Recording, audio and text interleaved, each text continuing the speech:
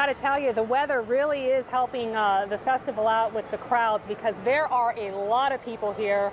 A lot of local people too. Families come to this festival. It's a really cool thing too, because it's this big wide open area, so it doesn't matter how many people come, there's going to be room for you. And we want to tell you about a lot of history here in Boalsburg too, and the town actually has a secret side, if you can believe that. Yeah, we're talking about ghosts that many here claim haunt parts of this town, and Erin Calandra's with us live now here at the festival to tell us more about it, and I know she believes. Erin? Yeah, the big question is, I know, Marty, I know you're a believer, and so am I, and the big question is, are you? There's a restaurant, Duffys Tavern. It's just about a half a mile away from here down the street, and people who aren't believers say they've had some creepy experiences there. Several paranormal groups have investigated this restaurant, and they all say the same thing. This place has a long history, a history that includes death, destruction, and the afterlife. It's gone through several owners. Tracey Moriarty and her husband took over in 2012. Duffy's was built in 1819. It was originally called the Springfield Tavern because the town was called Springfield. Later on, the town was renamed Boalsburg to honor the Boal family, and this was renamed the Boalsburg Tavern. When the Duffys took over in about 1939, they named it Duffys Boalsburg Tavern, and it just got shortened to Duffys Tavern and remained Duffys Tavern ever since.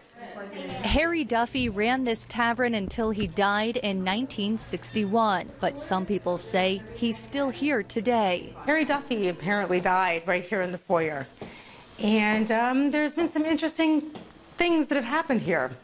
We had two paranormal groups come in, and they had brand new equipment or fresh battery packs, and they set them up in the foyer, and they went to turn the equipment on, and the equipment automatically failed and the batteries automatically just died. We were skeptical of this story when filming. Our gear appeared to be working just fine, but hear that buzzing?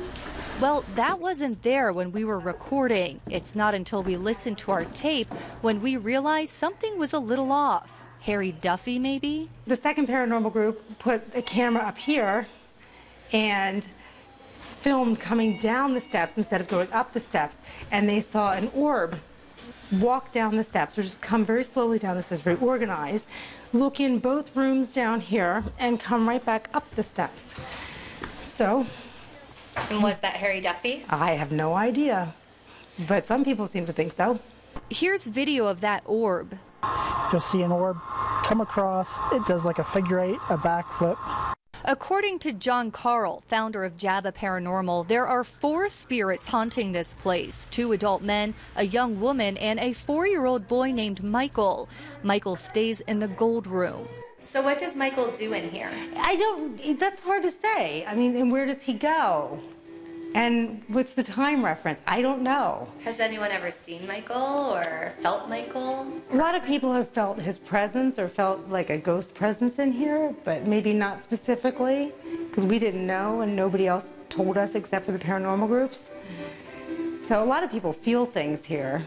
Some guests say they've more than felt things. They say they've seen things they can't explain with their own eyes. People have been dining and the table has moved. They hear clinking of glasses. They've seen the waitress in the yellow dress. The WJAC Paranormal group says these spirits aren't here all the time, but when they are, you know it, and Tracey agrees. I've seen a woman walking on the porch. There's footsteps upstairs. There's constant, closing of office doors or closing of this doors.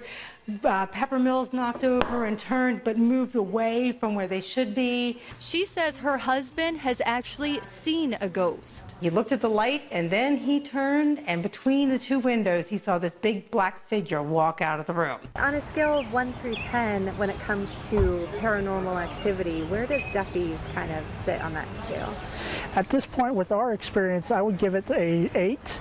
WJAC investigators say nothing here seems demonic. They say every experience here has been friendly in nature. And for those of you who are non-believers, they suggest you come here yourself.